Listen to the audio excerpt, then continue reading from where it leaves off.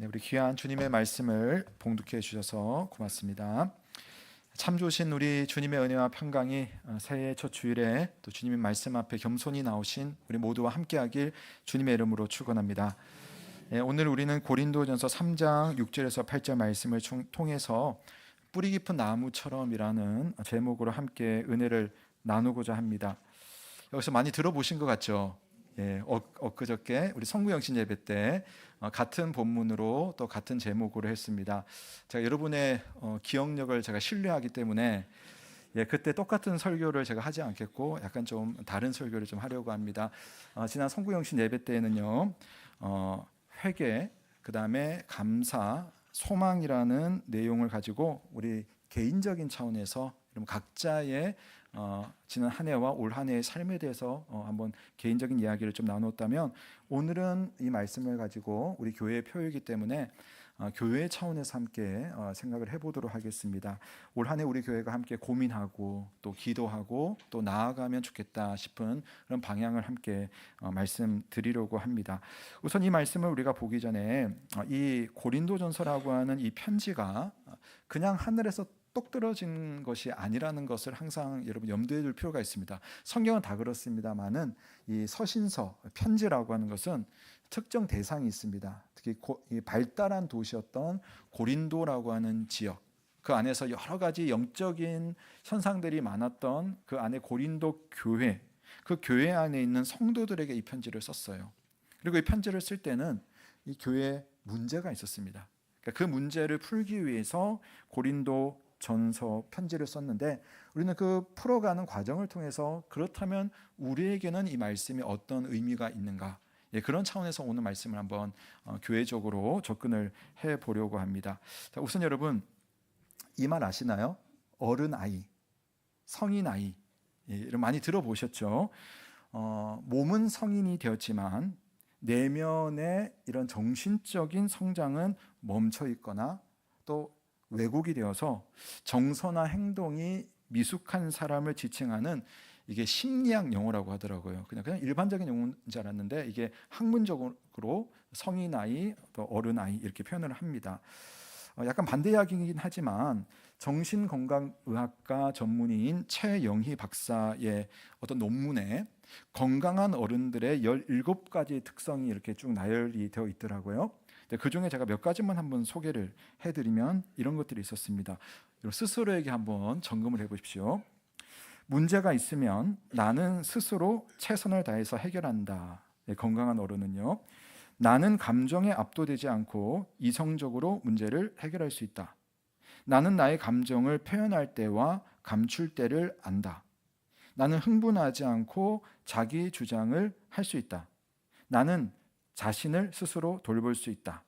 나는 필요하다면 내가 가치를 두는 그 일을 완수하기 위해서 따분하고 일상적인 작업이라도 끝마칠 수 있다. 나는 내가 바꿀 수 없는 것, 예를 들어서 환경이나 주변 사람들에 대해서 불평하지 않는다. 나는 다른 사람들의 성공이나 행복이 나를 가로막는 것이 아님을 알기에 시기하지 않는다. 나는 과거를 불러내어서 되새김질하지 않으며 아직 오지 않은 미래를 미리 끌어당겨 걱정하지 않는다. 8개가 더 있지만 다 비슷하기 때문에 제가 여기까지만 좀 말씀을 드립니다. 자, 한번 여러분 스스로를 점검해 보셨어요? 여러분 어떠세요? 건강한 어른들이십니까? 아유 감사합니다. 아니라고 할 줄 알았는데 저는 이거 보면서 걸리는 게 몇 가지가 있더라고요. 염려하는 부분도 그렇고 또 여러 가지가 저한테 딱 걸리는 것들이 있습니다. 보면서 이렇게 되면 참 좋겠지만, 그런데 너무 어른 되기 힘들다. 저는 이 글을 보면서 그런 생각이 참 들었습니다. 신앙생활도 그렇지 않을까 생각을 하는데요. 이런 신앙생활 보시면 우리가 예수 믿은 지 오래됐다고 해서 여러분 다 예수님 같지는 않습니다. 어떤 부분에서는 내가 영적으로 성숙한 부분도 있고, 또 어떤 부분에서는 남들은 아닌데 나는 그 부분이 참 약한 고리 같은 부분들이 분명히 있습니다. 그래서 신앙적으로도 영적 아이의 모습이 나타날 수가 있다는 거죠. 여러분 그거 제가 볼 때는 이상한 일 그렇게 아닌 것 같아요. 우리는 평생 자라야 되니까요. 자, 그런데 고린도 교회 성도들의 경우에는 그게 좀 도가 지나쳤던 것 같습니다.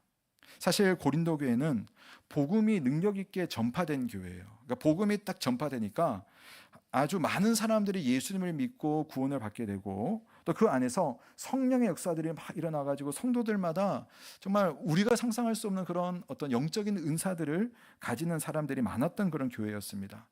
근데 바울은 그런 교회를 향해서 편지를 쓰면서, 우리가 읽은 구절은 아니지만 3장 1절에 보면, 형제들아 내가 너희들을 신령한 자, 그러니까 영적인 자들로 대함과 같이 너희에게 말할 수가 없어서 육신에 속한 자처럼, 즉 그리스도 안에서 어린아이들을 대함과 같이 하노라 라고 말을 합니다. 나는 당신들을 어린아이처럼 그렇게 대할 수밖에 없습니다. 여러분, 성경에서 여러분 어린아이라는 말은 이중적인 의미가 있어요.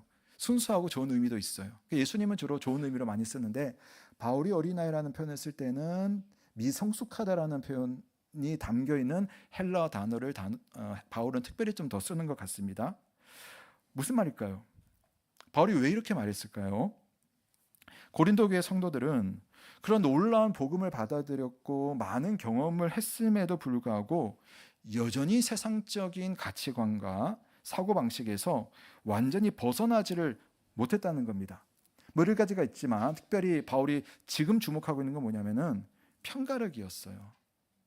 너무 교회 안에서 다툼이 있었습니다. 나는 바울파다, 나는 아볼로파다, 나는 베드로파다 하면서 어떤 사람은 말 잘하는 아볼로를 따라가고, 어떤 사람은 교회를 잘 개척하는 선교사 바울이 정말 왔다다 뭐 이렇게 하고, 또 어떤 사람은 아유 뭐니 해도 예수님의 수지자인 베드로가 정통이지 이렇게 하는 겁니다. 심지어 어떤 사람들은 나는 그리스도파야, 모든 것을 끝판왕처럼 잠재우고 그것만큼 더한 것이 있어 하면서 이야기하지만, 물론 좋은 이름이긴 하지만 이것 또한 상대방을 염두에 둔 파벌 의식에서 나온 또 다른 교만이었습니다. 이는 마치 어린아이들을 보시면 돼요. 야, 내 인형이 예뻐. 저기서 아니야, 내 인형이 더 예뻐. 아니야, 내 인형은 미국에서 온 거야 하면서 최고야 막 이렇게 막 자랑하다가 애들끼리 막 다투고 그런 일들이 있지 않습니까? 바울은 교회 안에 그런 이들의 모습을 보고 영적인 어린아이다라고 이야기를 합니다. 겉으로는 뭐 활동을 볼 때는 신앙이 좀 멋져요. 대단한 신앙인 것처럼 보입니다. 그런데 신앙의 뿌리가 깊지 못해가지고 조금만 바람이 불어도 어떤 상황 속에서 쉽게 흔들리는 모습을 교회가 보였던 겁니다. 교회가 지금 어려움에 처해 있었어요. 그럼 이것은 예수 그리스도를 믿는 사람이 가져야 되는 정신, 십자가의 정신이 그들에게 없었다는 겁니다. 십자가의 정신이 무엇입니까? 주께서 우리를 위해서 자기를 희생하시고 하나님의 아들이시면서도 겸손히 사람들에게 눈높이를 맞춰주시고 그들을 향해서 끝까지 섬겨주셨던 그 주님의 그 상징이 바로 십자가와 십자가의 정신 아닙니까? 근데 고린도 성도들은 그런 십자가의 정신으로 예수님께 용납을 받았음에도 불구하고 그 정신을 잊고 인간적인 능력과 외적인 조건들을 가지고 서로 내가 높다고 그렇게 다투고 있었습니다. 이것이야말로 영적인 어린아이가 보여주는 전형적인 자기 중심적인 믿음의 모습이었습니다. 사랑하는 여러분, 올 한 해 우리가 뿌리 깊은 나무처럼, 이게 뭐 유명한 말이지만 우리 신앙에 한번 접근을 해보는 겁니다. 예수 그리스도라는 반석 위에 우리가 뿌리를 내리지 않는다면, 그 십자가의 겸손과 사랑과 은혜를 빨아들이지 않는다면 우리의 믿음의 뿌리가 어떻게 깊어질 수가 있겠습니까? 겉으로 보이는 것으로만 되는 것이 아닌 거죠. 우리가 다른 사람보다 더 나은 것이 있다고 해서 우쭐대거나 남을 너무나 쉽게 낮추어 보는 것은 영적인 미성숙함의 증거입니다.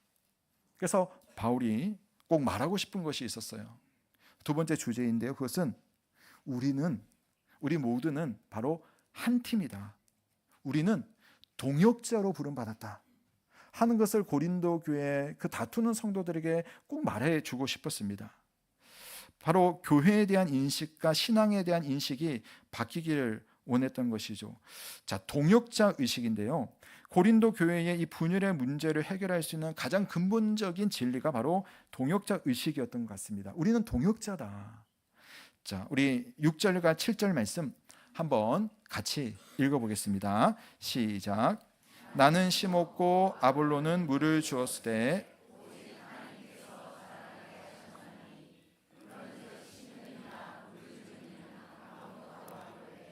오직 자라게 하시는 이는 하나님 뿐이니라. 아멘. 우리가 신앙생활을 할 때, 또 교회를 섬길 때에 어떤 사람이 얼마나 열심히 하고 성실히 하느냐, 그런 어떤 인간의 노력은 사실은 중요합니다. 제가 성구영신 때도 말씀드렸지만 그게 중요하지 않다는 것이 아니에요. 바울은 씨를 심었습니다. 정말 목숨 바쳐서 교회를 세우는 씨를 심었어요. 하나님 그것을 칭찬하시고 귀하게 여기십니다. 아볼로는 물을 주는 역할을 했습니다. 물을 줬다는 것은 이제 세워진 교회에 들어가서 우리 일반 목회자들처럼 말씀을 가르치고 설교를 하는 그런 일에 탁월했던 것입니다. 이들의 수고가 없이는 고린도 교회가 세워질 수가 없었던 것이죠. 그런데 궁극적인 성장은 어디에 있는가? 아볼로도 중요하고 바울도 중요하지만 고린도 교회가 정말 고린도 교회가 될 수 있었던 이유는 바로 하나님께서 이 교회를 자라도록 도와주셨기 때문이다. 그러니 여러분, 아볼로가 한 일도 바울이 한 일도 결국 어디로 연결되냐면은 하나님께서 교회를 섬기시고 살리시는 그 일에 다 연결이 되는 겁니다. 그러니까 주님 앞에서 우리가 다 동역자로서 부름을 받았다는 거죠. 인간은 자랑할 것이 아무것도 없습니다. 심는 이나 물 주는 이는 아무것도 아니로되 그랬죠. 이 말씀은 우리의 자아와 교만과 비교하는 마음을 철저히 내려놓게 만듭니다. 우리는 하나님의 이 위대한 일에 사실 부름을 받은, 각자 맡은 역할은 다를지라도 그 하나님의 위대한 일에 부름받은 하나님의 도구라는 사실을 믿으시기를 주의 이름으로 축원합니다. 목회자이든 목자이든 직분자이든 평신도이든 우리가 교회 안에서 어떤 사역을 감당하든지 간에 모든 결과는, 모든 과정은 하나님의 그 인도하심과 은혜 안에 있다는 것을 우리가 인정해야 되고, 이것을 겸손히 인정하고 함께 동역자로서 살아갈 때, 그때 여러분 영적인 성숙이 비로소 이루어지는 겁니다. 저는 이런 마음을 가지면 좋겠다 싶은데요. 자, 표현을 이렇게 해볼게요. 주인집 청지기의 마음. 한번 따라해 볼까요? 주인집 청지기의 마음. 청지기라는 말에 이미 사실 다 들어 있습니다만은, 군더더기 표현입니다만은, 청지기는 누굽니까? 본인이 주인이 아니죠. 아까 집사라는 말 나오는데 딱 맞는 말이에요. 집사는요, 주인집을 돌보는 그런 옛날식으로 말한다면 일종의 머슴인 거죠. 주인이 잘 되도록, 주인집이 평안하도록, 주인의 재산이 잘 될 수 있도록 관리하는 사람이 집사이고 청지기입니다. 모든 것이 주인의 것이고 청지기는 단지 그 뜻에 따라서 충성스럽게 일할 뿐입니다. 그러니까 교회는 여러분, 누구의 교회가 되는 거죠? 우리의 교회이긴 하지만, 그러나 또한 궁극적으로는, 본질적으로는 주님의 교회가 이 온세로 교회라는 사실을 믿으시기를 바랍니다. 이름으로 주님의 교회가 아니라 주님이 주인이다, 그 말이에요. 목사나 장로는 여러분, 교회 주인 아니에요. 각자 맡겨주신 주님의 일을 하는 사람들입니다. 목사는 설교하고 양육하는 사람, 장로는 교회의 영적 상태를 돌보고 영적 질서를 세우는 사람, 권사는 기도로 성도들을 돌보는 사람, 집사는 맡겨진 일에 충성하여서 또 교회를 잘 이끌어 나갈 수 있도록 하는 사람, 성도들은 예배하며 봉사하는 자리로 나와서 함께 기여하는 사람. 각각의 역할과 활동은 다르지만 주님의 뜻을 이루는 것이라는 공동의 목표를 향해서 나아가는 동역자들, 바울이 그 말을 하는 겁니다. 여기서 누가 높고 누가 낮고, 누가 지분이 있고 누가 지분이 적고, 이런 게 없는 겁니다. 오로지 이 집의 유일한 주인, 가장 많은 유일한 지분은 바로 우리 하나님께, 예수 그리스도께만 있다는 사실을 믿으시기를 바랍니다. 8절 말씀은 이 동역자 의식을 더 분명하게 해주는데요. 심는 이와 물 주는 이는 한 가지이다 라고 말합니다. 이 한 가지라는 말은 하나다 그 말이죠. 하나다. 그래서 같다, 우리는 동일한 목적을 가진 한 팀이다. 그런 의미예요. 축구팀을 보시면 다른 팀도 있지만 적어도 우리 팀 안에서는 여러분 포지션이 다 다르지 않습니까? 각자의 포지션이 다르지만 그 포지션을 가지고 여러분 경쟁하는 게 아니에요. 그 포지션으로 한 팀을 이뤄서 한 경기를 하는 겁니다. 교회의 우리 성도들은 서로가 서로에게 그런 존재로서 동역자라는 것이죠. 그래서 바울은 사람들은 아볼로와 바울을 막 비교하면서 네 편 내 편 나누는데 바울은 그래요. 아볼로와 나는 상대편이 아니야. 우리는 한 팀이야. 모양도 다르고 사역의 모습도 다르고 너희들이 볼 때는 누가 더 능력 있고 능력 없을 수도 있고 또 인격적인 연약함도 있고 없고 하지만 그러나 우리 주님께서 우리를 한 팀으로 부르신 것은 변함이 없어. 우리는 한 가지야 라고 이야기를 하는 겁니다. 저 사람이 잘 되면 내가 잘 되는 것이고 저 사람이 아프면 내가 아픈 게 여러분 교회의 원리예요. 저 사람이 안 되면 내가 좋고 이런 건 없습니다. 저 사람이 안 되는 순간 나도 함께 안 되는 거죠. 그래서 바울은요 동역자 정신을 이렇게도 강조합니다. 빌립보서 2장 말씀에 보면 오직 겸손한 마음으로 각각 자기보다 남을 낮게 여기고 낮게가 아니라 더 낮게 여기고 각각 자기 일을 돌볼 뿐더러 또한 각각 다른 사람들의 일을 돌보아 나의 기쁨을 충만하게 하라. 여러분, 저는 이 말씀을 볼 때마다 떠오르는 단어가 있어요. 어른이라는 단어가 생각이 납니다. 나보다 남을 더 낮게 여기는데 그 사람이 어른이거든요. 가정에서도 보시면요, 아이들을 가장 아껴주고 땅에 떨어진 음식도 먹을 수 있는 사람 어른들입니다. 어른들이 그 일을 하는 겁니다. 교회에 어른이 많으면 교회가 같이 어른스러워지는 겁니다. 아이들이 어른을 보고 따라가고 어느 순간 어른의 뒷모습이 몇십 년이 지나면 그 아이의 뒷모습이 되어 있는 거죠. 저는 담임 목사로 이제 한 14년 차가 됩니다. 14년 전에 정말 못 모르고 담임 목사가 되었습니다. 그래서 제가 그때 생각해 보면 지금도 잘 모르고 잘 못하는 부분들이 너무 많지만 그때는 더 못했던 것 같아요. 더 몰랐던 것 같습니다. 그래서 한번 돌아보면은 참 부끄러운 일들, 또 실수했던 일들, 또 실제로 하지 않았어야 되는 그런 잘못들, 행동들, 말들, 생각들 이런 것들이 막 저에게 부끄러움으로 기억에 남아 있습니다. 근데 한편으로는 그런 기억이 저에게는 또 참 좋은 게 있어요. 그렇게 실수하고 그렇게 잘못할 때마다 저를 그 자체로서의 저보다 더 낮게 여겨주시고 제 실수를 불쌍히 여겨주시고 또 저의 일들, 제가 못하고 있는 그런 일들을 돌봐주셨던 장로님들, 권사님들, 집사님들, 성도님들 지금도 제가 막 떠오릅니다. 먼저 하나님의 품으로 가신 분들도 계시고 또 지금껏 함께 계시는 분들도 계십니다. 그리고 이제 만 2년 전에 우리가 합병을 하고 나서 2년 전에는 그런 분들이 더 많아져가지고 제가 그런 사랑 안에서 또 부족하지만 또 이렇게 실수하면서 목사로 서 있는 것 같습니다. 칼럼에도 썼지만 저는 그래서 교회는 가족이라고 생각을 해요. 여러분의 가족을 생각해 보십시오. 여러분의 자녀를 여러분이 어떻게 대하는지를 생각해 보십시오. 여러분의 부모의 연약한 부분들을 자녀들이 어떻게 또한 용납하고 부모니까라고 생각하는지를 한번 돌아보십시오.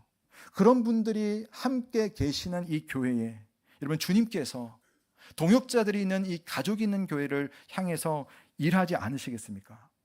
바울이 심고 아볼로가 물 주면서 서로를 귀하게 여길 때 하나님은 교회와 성도를 자라게 하실 줄로 믿으시기를 바랍니다. 그런 시간들이 우리가 켜켜이 쌓여가야 됩니다. 단숨에 교회가 되는 것이 아니라 우리는 그렇게 가족이 되어가면서 뿌리 깊은 나무로서 점점 여러분 하나님께 깊이 뿌리를 내리는 교회가 되는 줄로 믿으시기를 바랍니다. 그래서 뿌리 깊은 나무처럼 26년도 한 해 동안 우리는 이런 모습의 교회, 이런 모습의 신앙생활을 한번 좀 추구해 보면 좋겠습니다. 어떻게 하면 우리가 뿌리 깊은 나무가 될 수 있을까? 방법은 참 많을 것 같아요. 저는 이제 정책 당일을 하면서 그게 한 3가지 정도로 제가 기도하고 또 이런 식으로 좀 진행을 하고 싶습니다라는 말씀을 드렸고 또 여러분과 함께 나누고 싶습니다. 그게 3가지고요. 그 3가지마다 좀 간단하게 부연 설명을 좀 드려볼게요. 우리가 뿌리 깊은 나무로서 온세로 교회가 나아가려면 첫 번째, 우리가 함께 털을 닦는 수고를 해야 됩니다. 우리가 함께 털을 닦는 수고를 하는 겁니다. 6절 말씀에서 아볼로와 바울의 이야기가 나왔는데요. 그들이 했던 게 그거죠. 뿌리가 깊어지려면 땅속 깊이 파고들어서 단단한 털을 잡는 수고가 필요합니다. 근데 나무가 여러분 뿌리가 땅으로 들어갈 때 이게 안 보여요. 얼마만큼 내려갔는지, 도대체 해가 지나고 아무 변화가 없는 것 같은데 어떤 일이 일어났는지 모르지만, 그러나 뿌리는 계속 땅속으로 내려가고 있거든요. 바울은 씨를 뿌렸어요. 아볼로는 드러나지 않지만 물을 주었습니다. 그러나 각자의 자리에서 서로 씨 뿌리고 물 주는 수고를 감당할 때 하나님께서 주님의 교회를, 그 성도들을 열매 맺는 나무로 만들어 주시는 줄로 믿습니다. 예, 우리 교회가 신약 교회의 공동체성을 회복하고자 여러분 목장으로 모이잖아요. 목장 모이는 거 여러분 참 힘들어요. 특히 목자 목녀님들은 남들보다 더 많은 수고를 하십니다. 나와 다른 사람들과 함께, 혈연도 아닌 사람인데, 지연도 다른 사람인데, 말하다 보면 나랑 참 안 통하는 사람인데, 이런 사람들이 여러분 여러 명이 정기적으로 함께 모여서 밥 먹고 말씀 나누고 서로 위해서 기도하고 교회를 위해서 기도하고 선교하는 것 쉬운 일 아니거든요. 자, 그래서 수고라고 말씀드리는 거예요.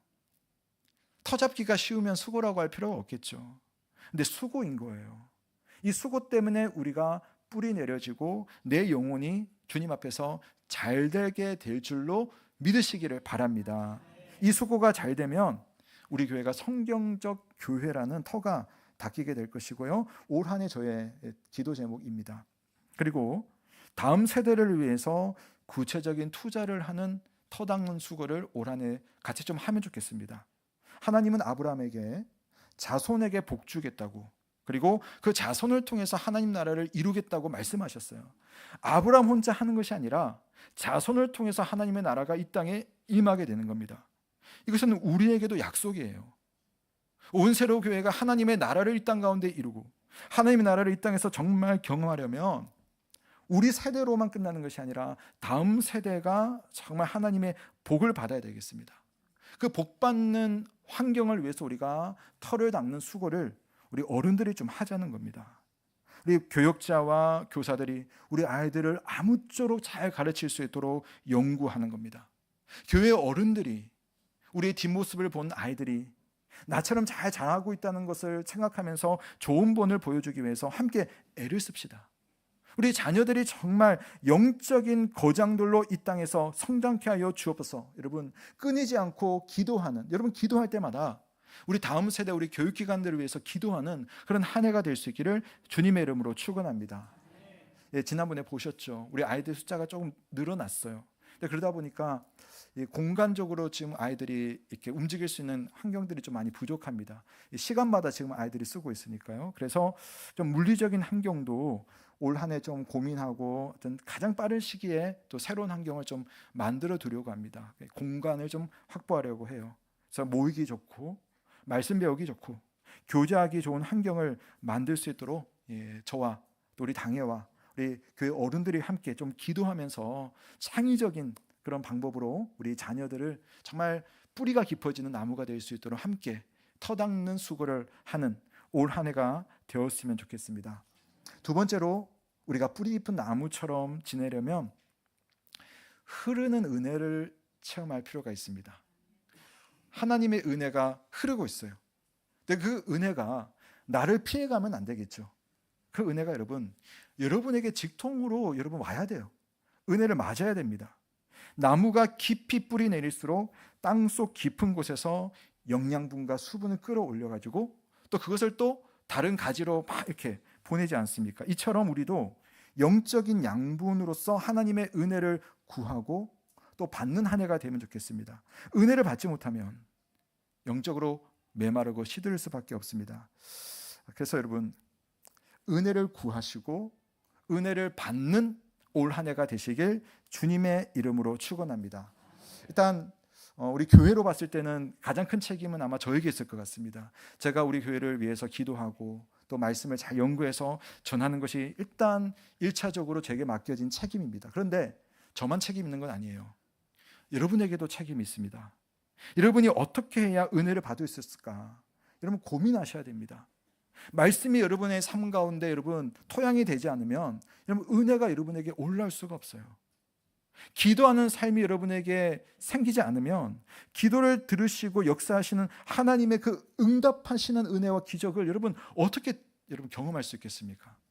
올 한 해 여러분 은혜를 구하고 은혜를 받으시길 바랍니다. 하나님이 말씀하실 때 그 말씀을 내 말씀으로 들을 수 있도록 하나님 앞에 기도할 내용이 있을 때 그 기도를 여러분 고민하시지 마시고 의심하시지 마시고 하나님께로 가져가서 기도하시고 목장에서 기도하시고 그 기도가 어떻게 응답되고 있는지를 여러분 점검하면서 하나님의 역사를 여러분 하나님께 확인하시고 물으시고 요구하시는 그런 한 해가 될 수 있기를 주님의 이름으로 축원합니다.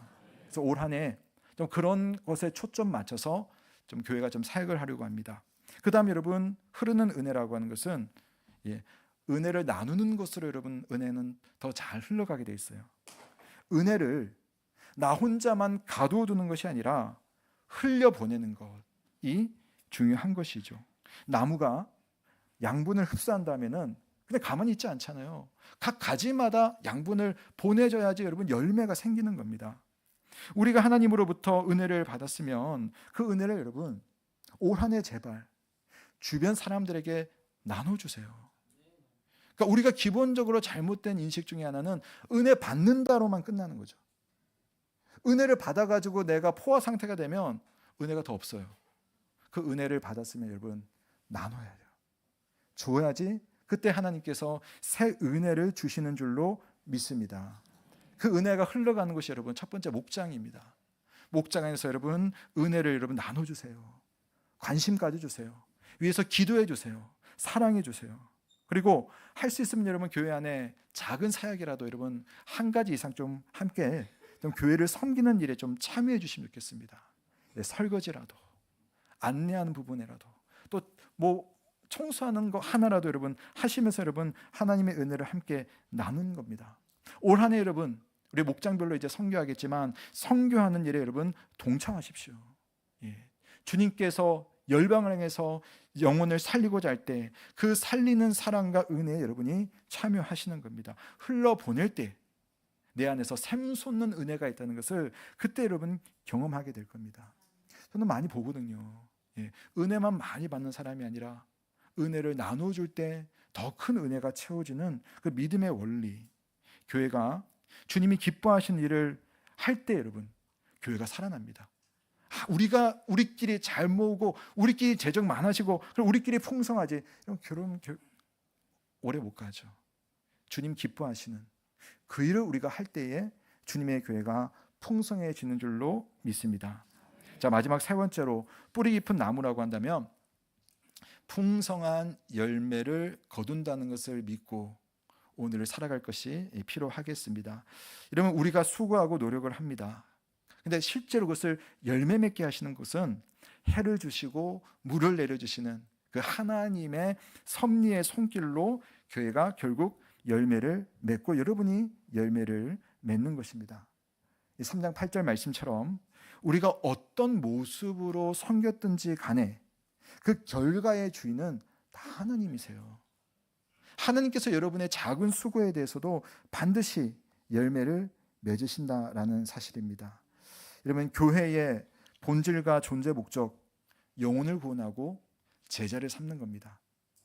우리가 그걸 위해서 여러분 정말 그 본질에 여러분 집중하면 우리 교회에 하나님께서 열매를 줄 텐데 그 열매가 정말 한 생명을 구원하는 그 기쁨의 은혜가 우리 가운데 있을 줄로 믿습니다. 그런 가운데서 우리가 하나님 앞에서 제자가 되고 제자로 살아가는 그 복된 삶이 있다는 사실을 믿으시기를 바랍니다. 그러면 여러분 신앙생활이 그때부터 기뻐지기 시작하는 겁니다. 평생 괴로운 신앙생활, 그런 신앙생활 말고 여러분 뭔가 여러분 우리가 주님 앞에 섬겼더니 아웃풋이 있으면 뭔가 열매가 있으면 뭔가 내 삶 속에 하나님이 보여주시는 기적이 있으면 신앙생활 여러분 즐겁지 않겠어요?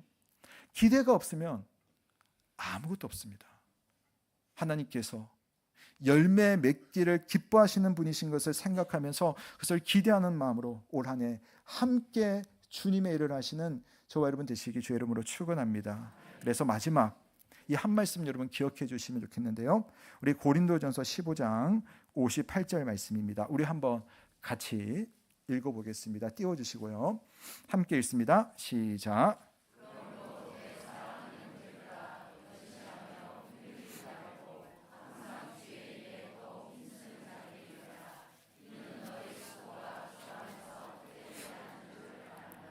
아멘. 자, 여러분 이 말씀 좀 띄워주세요. 보시면 이 말씀에 이 내용이 참 특이한 것이 있어요.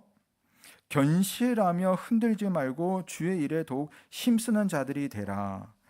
왜 이렇게 강조를 할까요? 그러니까 주의 일에 힘쓰라라고 하면 될 텐데 견실해라. 끝까지 버티고 변함없어라. 그리고 흔들리지 말아라 라고 하는 이유가 뭘까요? 우리 생명의 삶 하신 분들은 아마 아실 겁니다. 우리의 환경이 흔들린다는 거예요. 교회가 주님 기뻐하시는 일을 계속 해요.